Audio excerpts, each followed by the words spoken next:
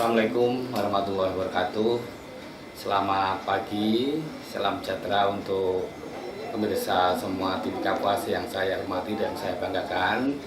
Kami dari manajemen Rumah Sakit Umum Daerah Dr. Sumarno Suratmojo Kuala Kapuas merasa gembira, berbahagia sekali bersua bertemu dengan pemirsa semuanya di wilayah Kabupaten Kapuas dan sekitarnya. Dalam kesempatan ini kami berusaha institusi Rumah Sakit Dr. Sumarno Suratmojo Kuala Kapuas mengadakan acara promosi kesehatan oleh Rumah Sakit Dr. Sumarno Kuala Kapuas dengan acara-acara yang nantinya akan diisi oleh dokter spesialis maupun dokter umum maupun ahli gizi dan perawat-perawat yang sudah kami tunjuk sesuai dengan kompetensinya masing-masing pada acara ini, dan kami berharap acara ini dapat berguna, bermanfaat sekali untuk kepentingan kesehatan masyarakat Kapuas, khususnya dalam hal ini meningkatkan derajat kesehatan kehidupan pola hidup bersih pada masyarakat. Diharapkan nanti kesehatan ini adalah berbasis pada masyarakat, sehingga kami selalu institusi hanya sekedar membantu, memfasilitasi sehingga tercipta kondisi kesehatan masyarakat Kapuas yang lebih terjamin. Dalam hal ini kesehatan bapak, kesehatan ibu, keluarga semua, sehingga terciptalah masyarakat Kapuas yang sehat walafiat. Kami sekiranya tidak berpanjang lebar, namun mohon maaf pada hal yang kurang berkenan dalam penyampaian staf kami yang berpengalaman nanti bila ada hal yang kurang berkenan. Akhirnya kami mengucapkan selamat mengikuti acara promosi kesehatan dari Rumah Sakit Dr. Sumarno Suratmojo ini kepada para pemirsa TV Kapuas yang saya hormati dan saya banggakan. Assalamualaikum warahmatullahi wabarakatuh.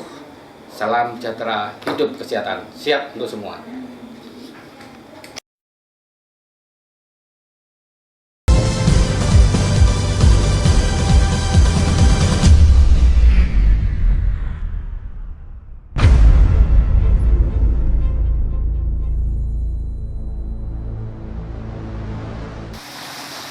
Salam sehat bersama saya Linda Anastasia dalam program Meraih Sehat bersama RSUD Dr. Haji Sumarno Suratmojo Kuala Kapuas.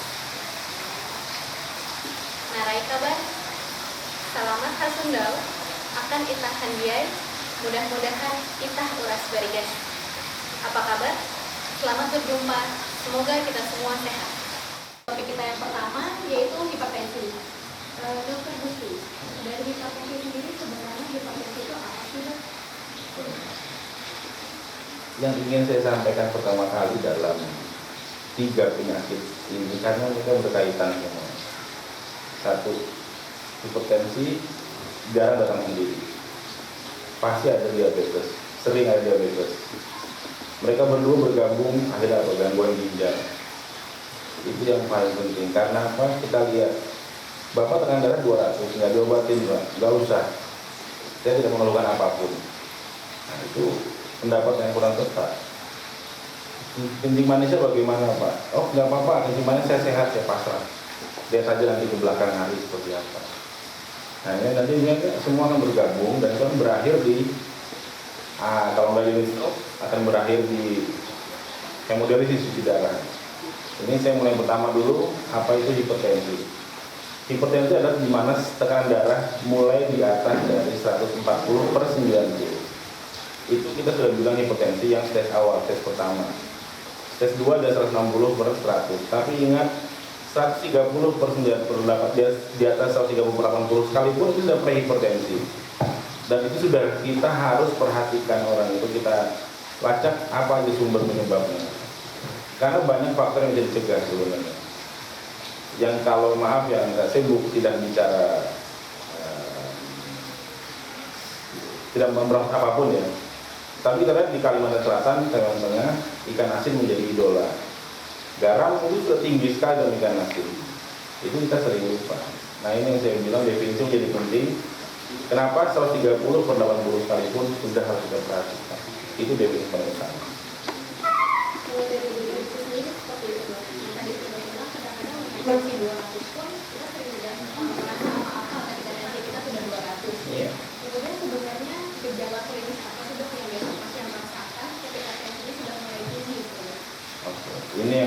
menarik yang saya tekankan berkali-kali. Kita sering merasa tidak ada keluhan, tidak bisa diobati. Tapi keseringan lagi orang lain apa? Kepala pusing, tekanan darah tinggi. Memang betul gejala klasiknya tekanan darah tinggi adalah kepala pusing, sakit kepala dan leher tegang. Itu gejala klasik. Dan kalau boleh saya bilang, kita bersyukur kalau gejala itu muncul. Bersyukur karena apa? Kita cepat periksa. Karena ada beberapa banyak orang, itu sekitar 60% kasus tidak bergejala. Dan itu lebih mencelakakan daripada yang bergejala. Kenapa? Saya bilang tadi, bergejala dia akan datang ke dokter. Tidak bergejala, dia akan merasa merdeka, merdeka-merdekanya. Jadi kalau istilahnya itu, istilah sejak tahun lama itu saya belum jadi dokter, itu the silent killer, pembunuh yang diam-diam. Itulah hipertensi, karena gejalanya tidak ada. Berarti ketika kita sudah mulai merasakan kepala kita pusing, kemudian leher kita tegang, kita udah harus waspada bahwa jangan-jangan kita ini hipertensi. Namun dok, ada nggak sih usia tertentu itu sudah mulai harus was-was? Kalau ada orang bilang itu kan orang tuanya ada hipertensi nggak sih? Itu apakah itu jadi faktor risiko juga dok? Ternyata harus berhati-hati. Mungkin pada jenis kelamin pria atau wanita atau pada usia berapa dok kita harus lebih mulai aware bahwa kita itu kemungkinan kita bisa hipertensi. Kalau bicara hipertensi, itu dimulai dari usia berapapun. Ada yang memulai dari usia 20 tahun, ada 16 tahun ada. Tapi kita bisa bedakan dua hal utama. Satu, hipertensi yang esensial, yang primer. Dua, hipertensi sekunder. Yang kita cari sejak awal adalah faktor penyebab, faktor yang meningkatkan resiko dari hipertensi. Itu kita cari. Mulai kapan? Sejak dini, sejak awal kita sudah harus periksakan apa itu memiliki faktor risiko.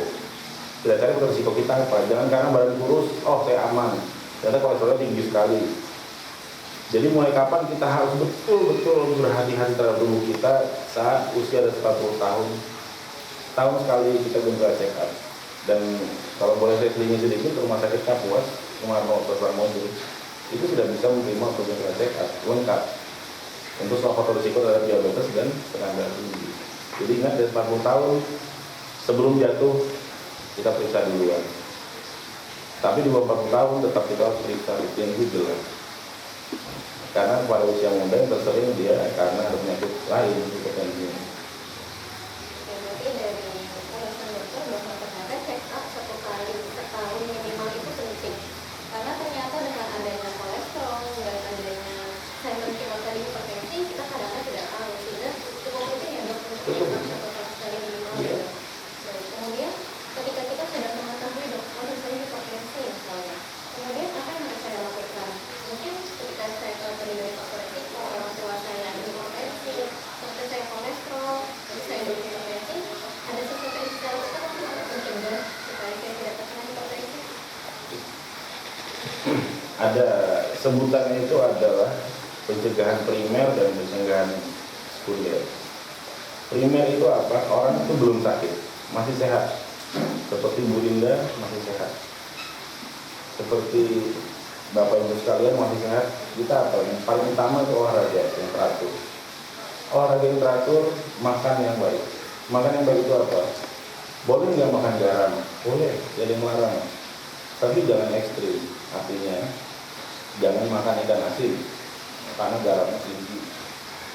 Oh, boleh nggak makan daging? Boleh, saya bilang boleh makan daging. Tapi jangan tiap hari kita hanya makan daging saja. Di sini kalau seimbang antara daging, serat dan protein itu kita seimbang. Terus faktor apa yang bisa dicegah? Itu ada dua yang utama. Satu, faktor yang tidak bisa dicegah atau yang tidak bisa dimodifikasi.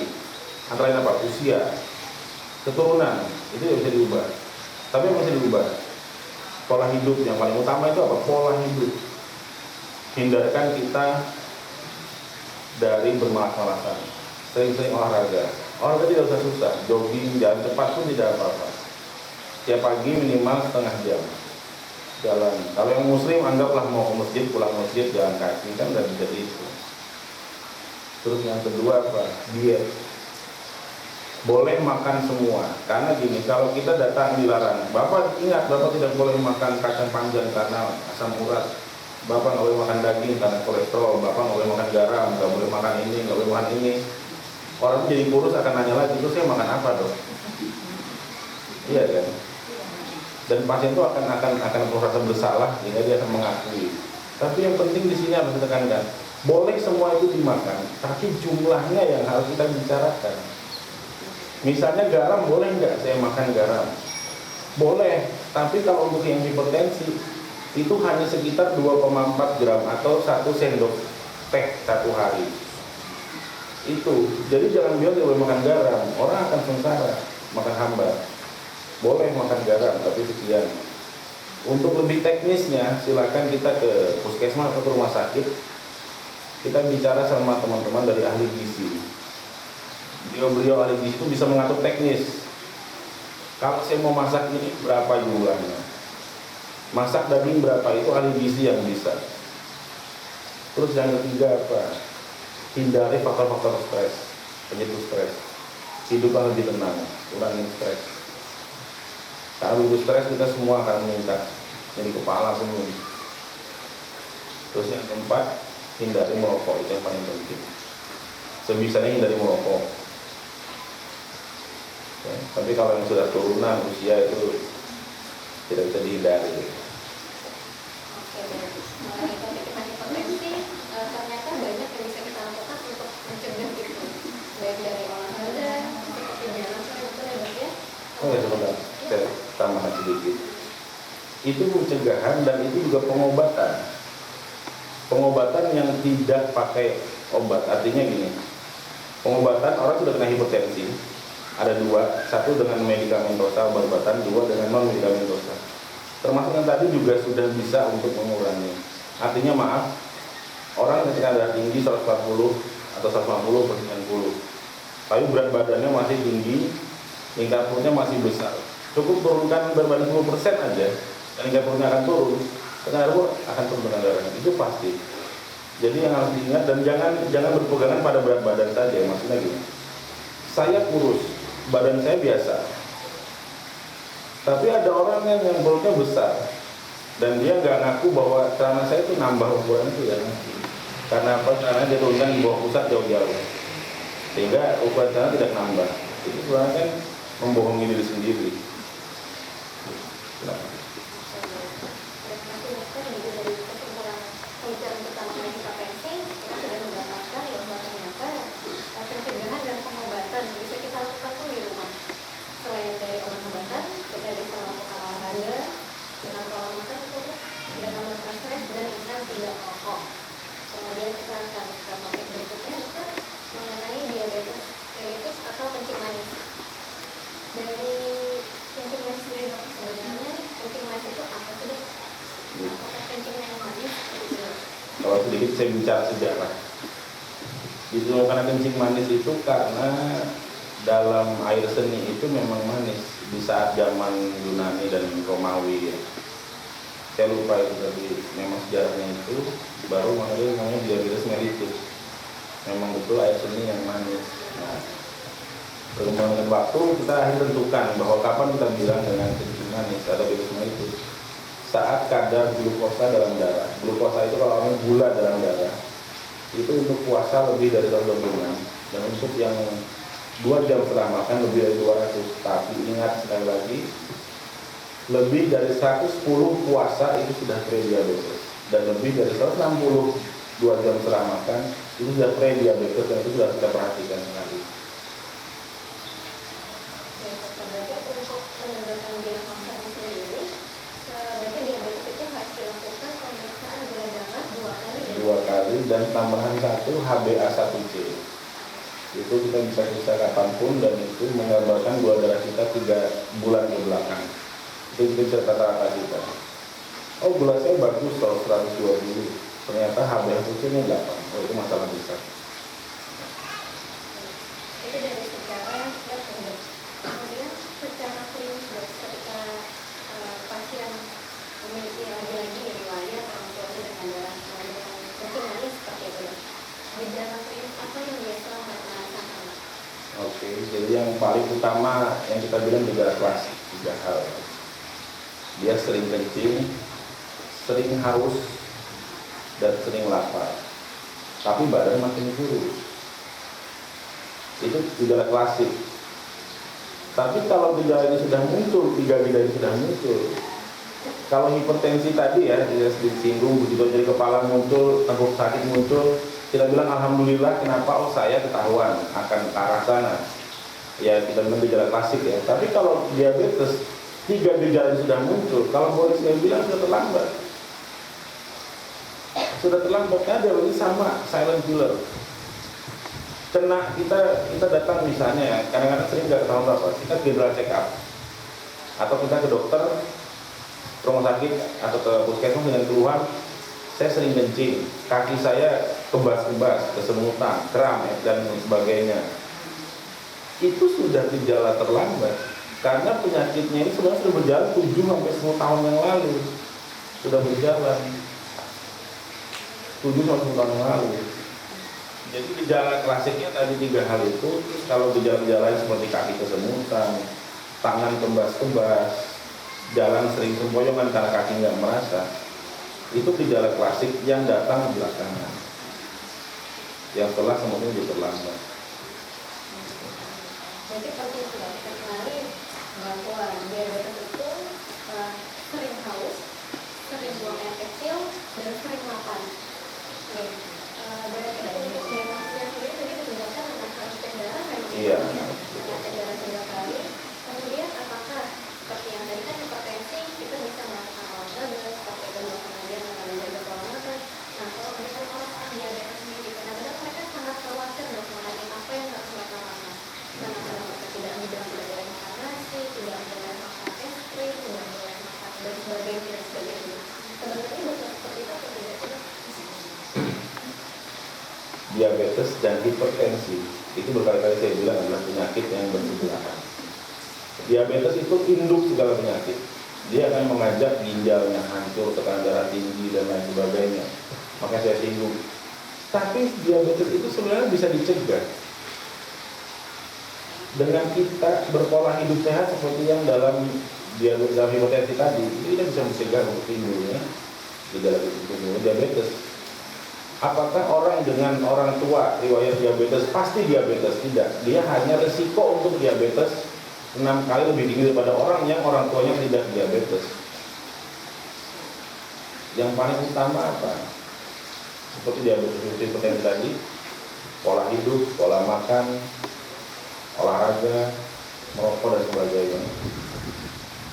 Terus pertanyaan yang berbeda dari yang bagus, boleh nggak dia makan nasi? Boleh nggak makan es krim? Boleh nggak makan durian? Saya bilang semuanya boleh dimakan. Hanya kita bicarakan jumlah. Jumlahnya berapa? Seperti kita ambil contoh ya, misalnya satu lembar roti tawar itu kalorinya, kilokalori kita 200. Jadi kalau kita makan pagi sudah 300, siang nanti 400, sore 300, kita sudah 1000. Jadi kita boleh nggak makan roti? Boleh, tapi hanya 1 lembar paling.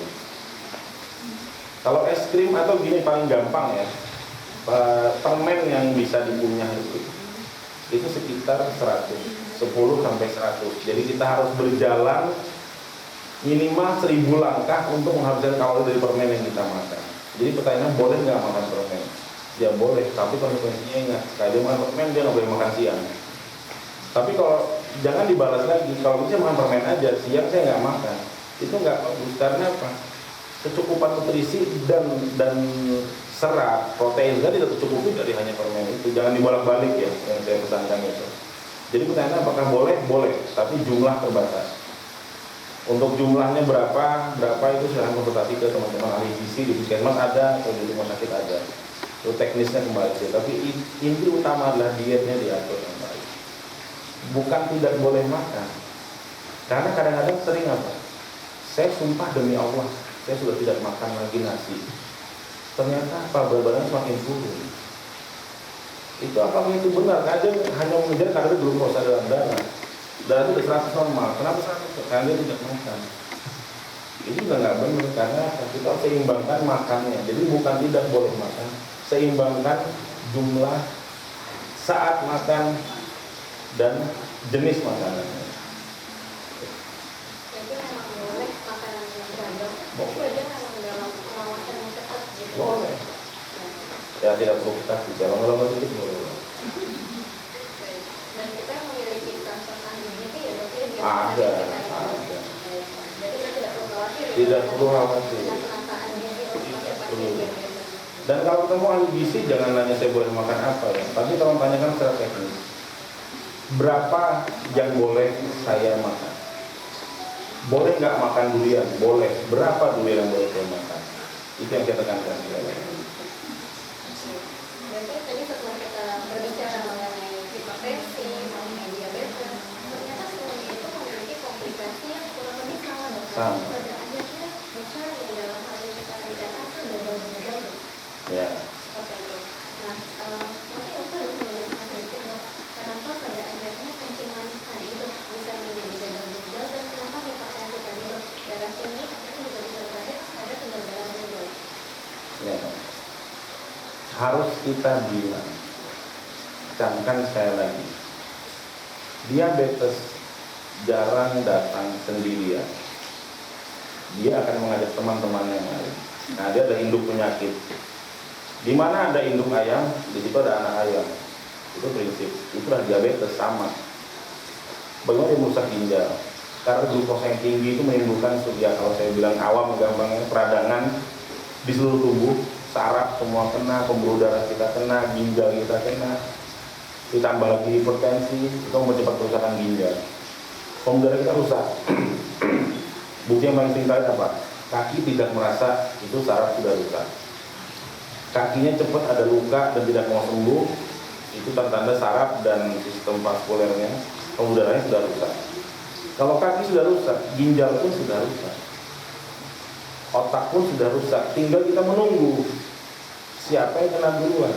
Apakah dia stroke duluan, apakah dia kakinya luka duluan, maaf kalau laki-laki apakah dia impotensi duluan, mana yang muncul. Tapi kalau umurnya panjang, insya Allah muncul semua, jangan takut. Atau serangan jantung duluan.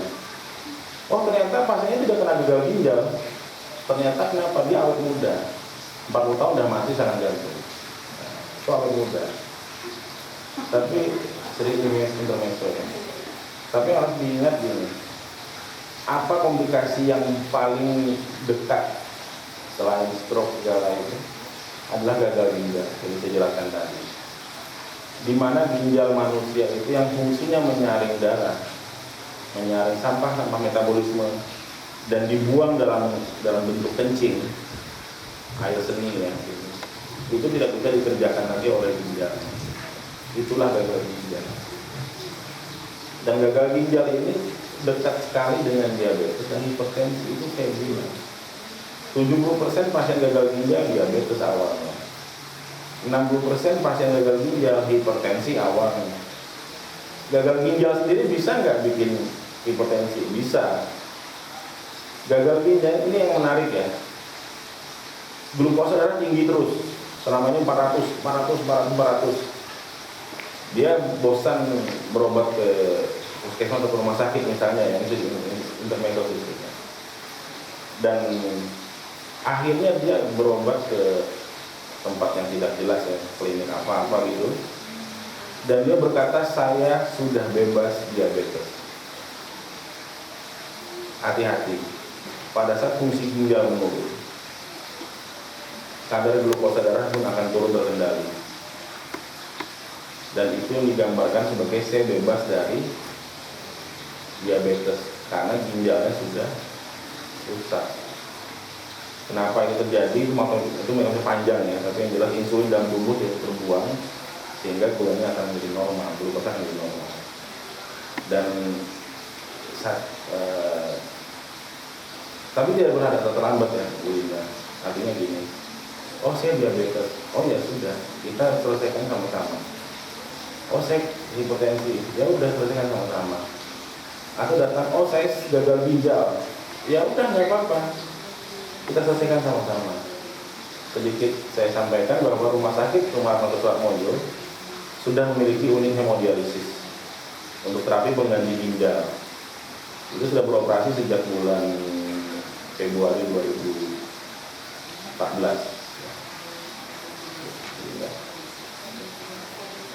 Berarti ternyata gangguan ginjal itu ternyata sudah memiliki berbagai macam terapi. Oh iya. Salah satunya adalah hemodialisis.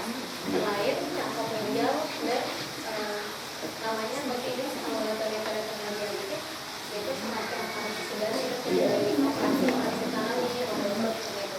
Tapi di rumah sakit kita sudah memiliki unit hemodialisa atau unit cuci darah.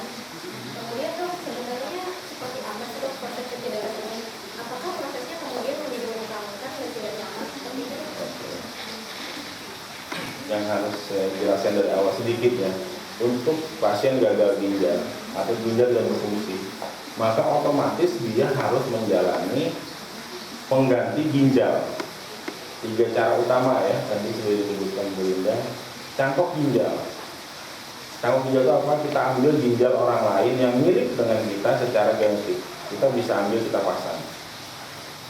Yang kedua hemodialisis yang seperti akan saya jelaskan, dan yang ketiga adalah CAPD atau continuous ambulatory peritoneal dialisis. Itu lebih gampang daripada hemodialisis. Jadi tinggal masukin cairan dalam perut 4-6 jam, dibuang lagi, masukin yang baru. Pasiennya rawat jalan sambil di rumah bisa. Tidak perlu rumah mewah, yang ini rumah bersih. Dan itu kita sudah bisa kerjakan juga. Mulai tahun depan saya rencanakan bisa kita kerjakan kalau minat pasiennya. Untuk hemodialisis sendiri yang harus saya jelaskan, apakah hemodialisis itu adalah akhir dari dunia ini? Tidak. Hemodialisis itu bukan akhir dari dunia, bukan akhir kehidupan kita. Hemodialisis adalah sebuah proses yang mana kita menggantikan fungsi ginjal. Ginjal buatan Tuhan kita gantikan dengan alat, tapi tetap tidak akan sempurna dari buatan Tuhan. Itu pasti. Kita kerjakan seminggu 2 kali. Pada satu pasien itu kita hitung ya. Tapi rata-rata akhirnya pasien seminggu 2 kali kita lakukan hemodialisis. Sekali hemodialisis sekitar 5 jam. Itu kita kerjakan. Dengan proses yang ribet kelihatannya, artinya banyak ini, tapi dia sebenarnya gampang. Yang paling utama adalah kita keluarkan darah dari tubuh, satu selang keluar, masuk ke dalam mesin, ke dalam ginjal buatan kita, dilakukan proses pencucian, ya kalau kita bilang awalnya pencucian ya, yang sudah bersih dimasukkan lagi ke dalam tubuh. Itu pada pasien-pasien yang sudah rutin menjalani itu tidak ada masalah lagi. Itu sudah tidak menakutkan. Karena apa? Sambil cuci darah, pasien itu bisa sambil makan, sambil minum, sambil nonton TV. Boleh lihat nanti di unit hemodialisis kita itu ada TV 3 unit ya. Itu pasien dan keluarganya sering sambil nonton, bahkan pasien bed 1 sering bergosip dengan bed 2 ya, gosip cerita artis gitu. Artinya apa yang saya tekankan adalah ini bukan proses yang mengerikan gitu. Karena ditangani oleh tim yang ahli. Itu prinsip utama. Ya. Sudah. Jadi kebetulan kalau dokter spesialisnya saya sudah menjalani pelatihan dulu ya. Saya sekarang kan sedang ngambil sekolah lagi untuk spesialis. Yang kedua kita ada dokter umumnya, dokter Ian, itu pun sudah terlatih untuk hemodialisis dan ginjal secara umum. Dan kita sudah memiliki 2 orang perawat yang terlatih secara resmi untuk menangani pasien-pasien hemodialisis dan gagal ginjal ya. Jadi itu kita ya tentunya semua itu di tangan Tuhan ya, tapi kita sudah menyediakan tenaga yang terlatih. Dan alat-alat yang nomor 1 pun kita sudah siapkan, sehingga proses pencucian darah itu bukan sesuatu yang menyeramkan, bukan sebuah akhir dari dunia ini, bukan akhir karir kita, bukan akhir hidup kita. Kemudian ketika sekali pasien sudah mengalami cuci darah, apakah itu akan merupakan hidupnya atau tidak harus? Pertanyaan yang bagus itu. Gagal ginjal itu kita evaluasi. Apakah ini kronik atau akut? Kalau gagal ginjal kronik, dia harus menjadi darah seumur hidup. Tapi bisa nggak membaik? Ada sekitar 5% kasus itu ada yang membaik. Jadi dia cuci darah rutin 2 kali seminggu. Kita evaluasi sambil jalan. Ternyata dia turun sekali seminggu. Evaluasi sambil jalan lagi, ternyata dia bisa membaik tanpa cuci darah. Ada beberapa kasus memang sekitar 5% kasus itu bisa kembali. Tapi tetap saja itu harus diperhatikan. Jadi artinya gini, pasien A bebas cuci darah, tetap aja dia ke rumah sakit kontrol, tetap. Tapi dia bisa bebas cuci darah. Tapi ingat 95% kasus dia diagnosanya benar, dia akan cuci darah seumur hidup. Jadi semua memang pada dasarnya kita memerlukan pemeriksaan lebih awal. Di awal. Untuk diagnosis awal sehingga penanganan itu menjadi lebih cepat begitu ya. Dan ternyata rumah sakit Sosro atau Demo di RSUD Purwokerto ini kita juga sudah memiliki unit hemodialisa dengan dokter spesialis yang sudah terlatih, perawat yang terlatih, juga dengan dokter umum yang terlatih, sehingga tidak perlu khawatir bagi pemirsa di rumah dan maupun bapak ibu yang ada di sini boleh datang maupun untuk berkonsultasi saja, tidak masalah ya dok ya. Biarpun kita tidak merasa kita sakit, tapi kita ingin mengetahui lebih lanjut, maka dipersilakan untuk mengunjungi unit hemodialisa kami. Baik. Ya sedikit. Saya tambahkan, saya lupa ya tadi. Bahwa gagal ginjal itu ada beberapa tahap, 1 sampai 5. Kapan cuci darah? Tahap 5. Tapi 1, 2, 3, 4 orangnya relatif normal, hanya hipotensi dan lain-lain. Nah, 1 sampai 4 itu kita masih bisa pertahankan dia tidak cuci darah seumur hidup. Asal dia teratur mengikuti anjuran. Artinya kita bisa usahakan ya maksudnya gitu. Tapi kalau sudah 5 ya udah dia akan cuci darah. Tapi kalau 1 sampai 4 nanti dihitung oleh dokternya, itu masih bisa kita selamatkan dia tanpa cuci darah. Asal semua faktor risiko dihilangkan. Hipertensi kita obati yang baik, kolesterol tinggi kita obati yang baik, kita kendalikan diabetes kita kendalikan, itu hasilnya akan bagus. Tapi kalau kita diamkan saja sampai ke 5, ya susah. Silakan.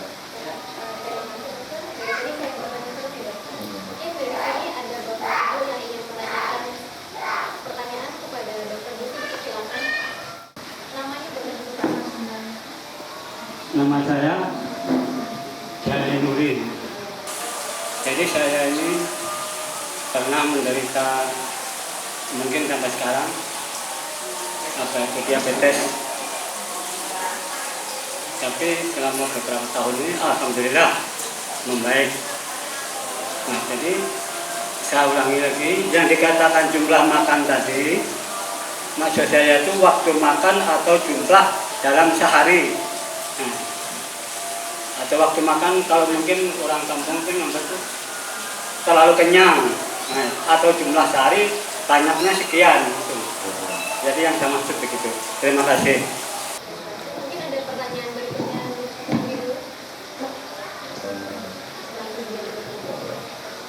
Terima kasih untuk Pak Zainuri ya. Maksud dari jumlah itu adalah berapa yang kita makan. Artinya dalam sekali kita makan 3 kali sehari, tetap 3 kali sehari. Tapi pagi kita makannya berapa sendok, siang berapa sendok, malam berapa sendok. Itu yang saya maksud. Jadi boleh nggak makan daging ekstrim, daging kambing sekalipun boleh. Tapi berapa potong, berapa besar yang kita boleh makan waktu makan itu yang saya maksud. Jadi gini, saya tidak habis 1 porsi pagi, bermasalah nggak itu? Tidak masalah. Makannya kita bikin, nanti ada selingan antar makan pagi ke siang, ada selingan 1. Itu maksudnya. Cuman total 1 hari yang kita makan, total kalori yang kita makan, itu yang kita bahas. Total masuknya berapa kali, berapa banyak gitu.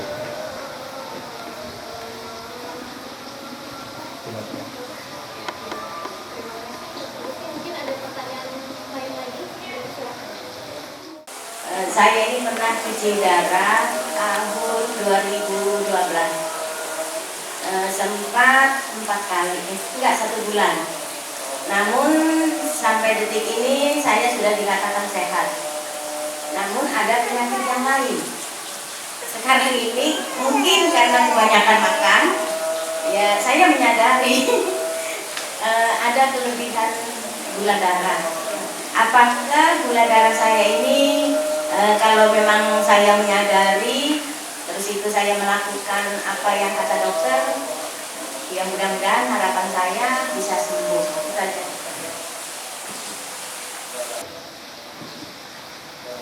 Terima kasih pertanyaannya. Gagal ginjal ibu tadi mungkin gagal ginjal akut. Mungkin dia bisa karena infeksi, karena operasi yang berat, atau karena sakit lain gagal ginjal akut. Jadi ginjalnya berfungsi tapi hanya sementara. Jangan sembuh sendiri dalam waktu sebulan, 2 bulan, 3 bulan dia sembuh sendiri. Itu yang gue alami. Itu pertanyaan yang paling bagus itu adalah ibu menyadari bahwa glukosa darah itu tinggi, sementara ibu memiliki riwayat gagal ginjal. Sayang, sudah disadari masih terjadi. Dan ini boleh nggak saya tunjukin pasien yang saya maksud itu apa? Oke. Ibu bisa beli di sini sebentar. Saya tunjukin ya. Berat badannya ibu ini itu jauh lebih ringan daripada Adelai atlet ya. Jauh lebih ringan. Tapi apakah Adelai bermasalah? Itu tidak.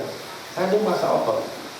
Maaf, yang saya tekankan di sini bukan hanya berat badan, tapi proporsi antara tinggi badan dengan berat badan.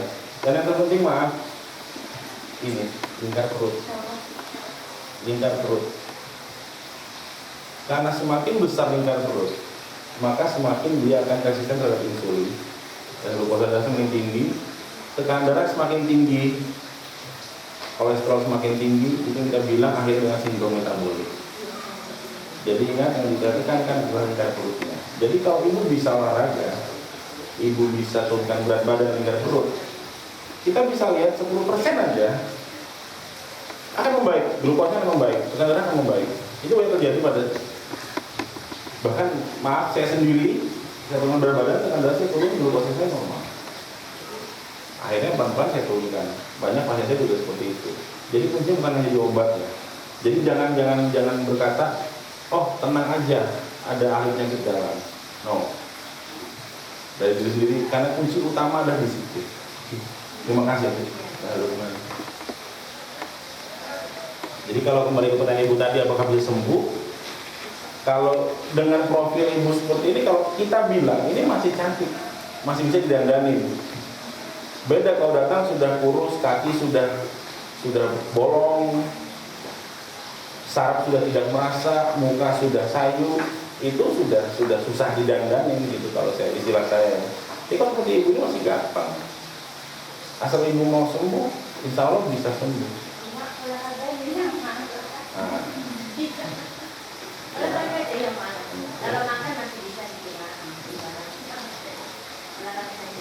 Boleh nggak kita makan banyak? Nah ini sedikit, ini pertanyaan bagus juga. Boleh nggak kita makan banyak? Boleh. Kalau ternyata kita adalah pekerja tukang gali sumur, satu hari harus selesai 1 sumur. Boleh nggak makan banyak? Boleh. Karena banyak keluar juga, energinya keluar. Jadi yang terpenting adalah keseimbangan antara aktivitas dengan kalori yang masuk. Kalau saya hanya duduk-duduk saja di rumah, hanya sambil menonton TV segala, makannya harus sedikit sekali gitu, karena kita tidak ada aktivitas. Tapi yang celakanya apa? Kita nonton TV, di sini cemilan ringan dok, ringan. Nah, tapi itu kan masalah sebenarnya. Mungkin ibu ya keluhan yang pas itu olahraganya susah sekali. Olahraganya tidak jadi ingat ya. Perlu nggak sih olahraga itu sebuah upacara yang sakral gitu? Tidak perlu. Olahraga itu tidak perlu upacara yang sakral. Kalau ibu-ibu hitung dari rumah saya ke pasar sekian kilometer. Kalau saya jalan maka saya sudah 1000 sekian langkah. Berapa kalori saya yang habis? Itu sudah olahraga, Bu. ya jam sekian saya berangkat, sampai di pasar harus 5 menit, jalan 5 menit, pasar belanja, pulang bawa beban, 5 menit lagi sampai rumah. Itu sudah berapa kali yang habis, itu kan dulu tidak disadari. Apakah perlu upacara yang sakral? Kan tidak. Sampai rumah, belanja dulu ditaruh, anak yang masih balita sudah rewel, mah makan, langsung masak lagi, kita hitung lagi, saya harus jadi sekian. Olahraga kan? Mungkin dari Ibu Marlina ada yang mau ditanyakan lagi? Atau sudah cukup? Ya kurang olahraga makannya yang banyak. Berarti dengan pergi ke pasar Bu, dengan mengurus pekerjaan rumah, itu sudah olahraga Bu. Oke, jadi memang harus diseimbangkan dengan yang kita makan dan dengan aktivitas kita sendiri. Mungkin ada lagi yang mau Cuma ditanyakan? kemarin itu ada penyakit lain. Apa kanker hati?